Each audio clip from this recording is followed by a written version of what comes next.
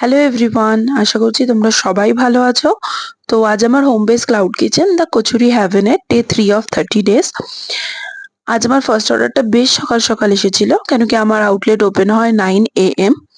তো অর্ডার তো সকাল সকাল এসেছিল, বাট আমি মাকে অল্প কটা অর্ডারেই হেল্প করতে পেরেছি, বিকজ আজকে আমার পড়ানো ছিল, অফ ডে ছিল না। তো যাই হোক, সকালে উঠে আমি মায়ের সাথে স্টাফিংস গুলো তৈরি করে ফেলি এবং কিচেনের রেসপন্সিবিলিটি পুরোটাই মায়ের হাতে দিয়ে আমাকে চলে যেতে হয়। বাট আমি মাকে এভরি টাইম গাইড করছিলাম বাইরে থেকে। এবং আজকে বেশ অনেকগুলোই অর্ডার এসেছে এবং প্রত্যেকটা অর্ডারেই মোটামুটি আমি 5 স্টার রিভিউ পেয়েছি।